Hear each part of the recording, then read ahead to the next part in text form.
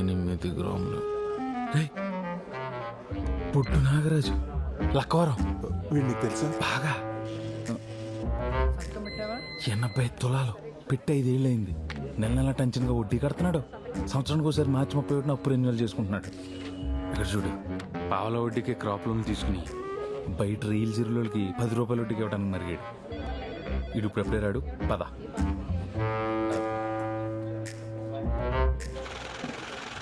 దాదా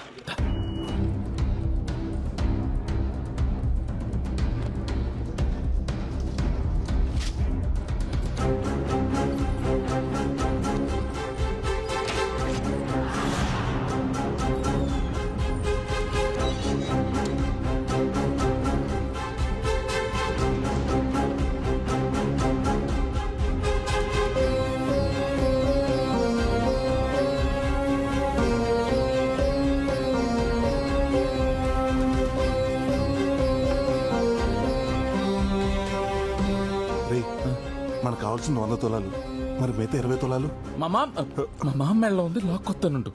ముందు మొదలు పెట్టరా, తర్వాత అదే వస్తుంది. పద.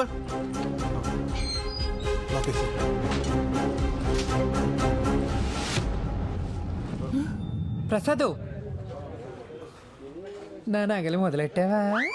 నిన్నే కరగబెట్టా. 10 రోజుల్లో ఇచ్చేస్తామన్నమాట. ఏంటక్క ఏవో నగలంటున్నావు? మొన్నేనే ప్రసాద్కి 20 కాసులు బంగారం ఇచ్చాను నగలు చేయమని. ప్రసాద్ కదా బానే చేస్తాడు.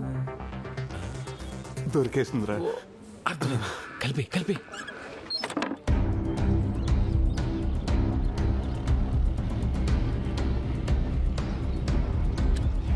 తాత ఒకసారి రా.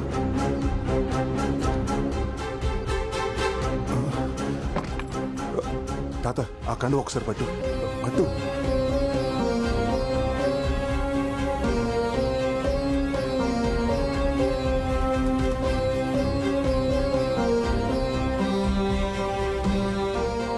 అది కాదురా.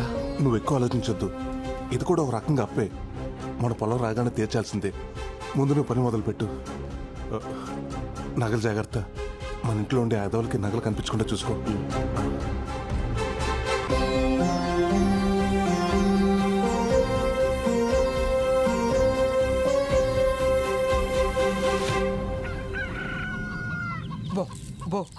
ఆడుతూ పాడుతూ తింటూ ఉంటే అలుపు సొలుపు ఉండదు.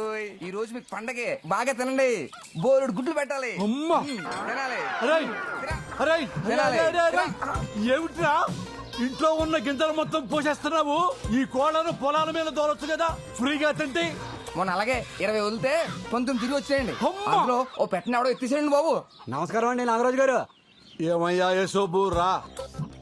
అప్పు తీసుకున్నావు కదా, తెచ్చావా డబ్బులు వడ్డీతో? మీ అప్పులకు చెప్పులు దండండి. మీ వడ్డీలు కట్టలేక చచ్చిపోతానండి బాబు. మీకు కోడిని తాకట్టు పెట్టినందుకు మా ఆవిడ నన్ను రోజు కొట్టేస్తుందండి.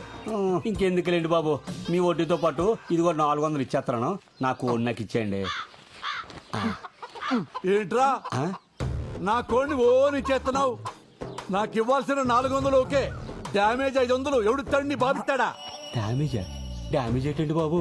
ఒరే యేసోబు, నువ్వు నా దగ్గరకు వచ్చావు. ఏవండి నాకు అవసరం ఉంది 300 ఇమ్మని చెప్పి నీ కోడి పుంజు తాకట్టు పెట్టావు. నేను నీ మీద ప్రేమతో కోడి పుంజును తాకట్టు పెట్టుకుని నీకు అప్పించా. ఇది మంచి కోడి పుంజు అనుకోని మా ఇంట్లో ఫ్రీగా వదిలేశా.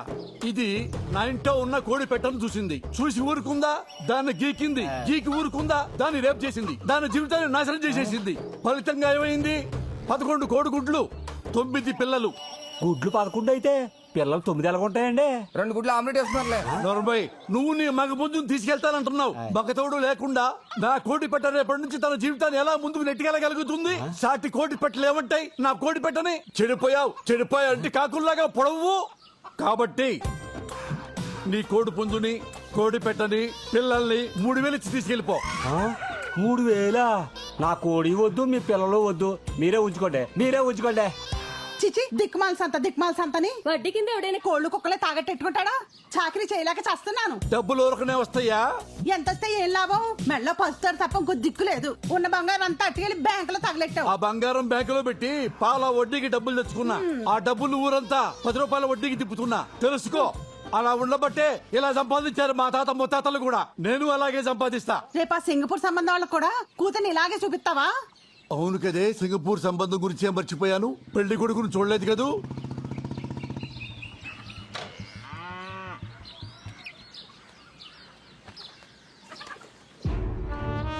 ఏంటమ్మయ్యా కాంక మహాలక్ష్మి గారు సింగపూర్ సంబంధం చూస్తున్నావంట, మన ఆ పరిస్థితి ఏంటి? ఒరేయ్ నరసింహ, మీ అమ్మగాని నిన్ను తీసుకెళ్లి చెత్తపుట్ట పక్క నిలబెట్టిందనుకో, చెత్తేరికెళ్లేవాడు కూడా నిన్ను తీసుకెళ్లడరా. అది నీ పొజిషను. నా కూతుర్ని గాల్లో తిరిగేవాడికి ఇచ్చి పెళ్లి చేస్తాను తప్ప నీలాగా గాలికి తిరిగేవాడికి ఇచ్చి పెళ్లి చేయను. అత్తయ్యం చేసుకోకముందు నువ్వు గాలోడివే, మా అమ్మ చెప్పింది. ఈ సంబంధం ఎలా కుదురుతుందో నేను చూస్తాను. చూశావే, వీడికి మన కూతుర్ని ఇయ్యాలంట. అరే అయ్యా కనక మహాలక్ష్మి ఎక్కడా?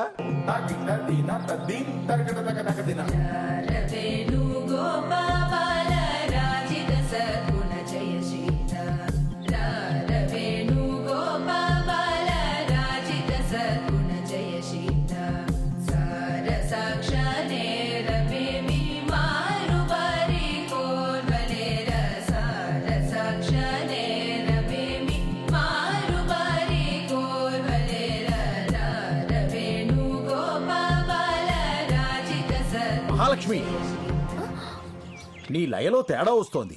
నిద్రలో ఉన్నావా? ఊహలో ఉంది మాస్టర్. అక్కకి పెళ్లి చూపులు. అవునా మహాలక్ష్మి? అవును మాస్టర్, సింగపూర్ సంబంధం ఆహా, సంబంధం కుదిరితే అదృష్టవంతురాలివే.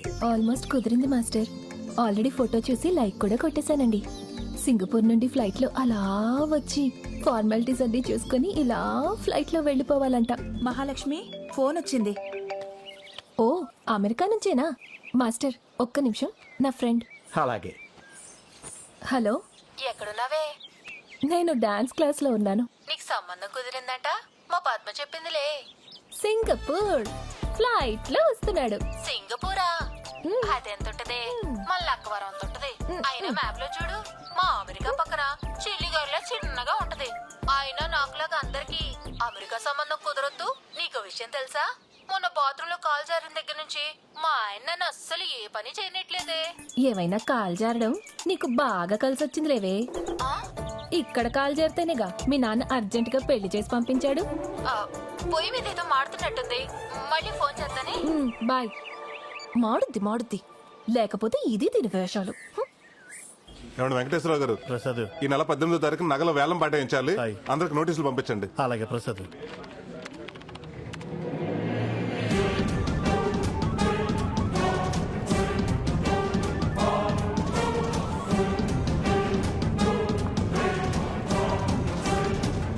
రేయ్, బొడ్డు నాగరాజురా, ఇప్పుడు ఎలా? రామరాజు గారు, నాగరాజు గారు, రేపు ఈవినింగ్ కల్లా నాసలు వడ్డీ మా ఇంటికి రావాలా, అంతే. అయ్యా నాగరాజు గారు నమస్కారం. అయ్యా నమస్కారం. చాలా రోజులకు వచ్చారు. బ్యాంక్ వడ్డీ కట్టాక వచ్చారు. సోమవారం అమ్మాయి పెళ్లి చూపులు, బంగారం కోసం వచ్చానండి.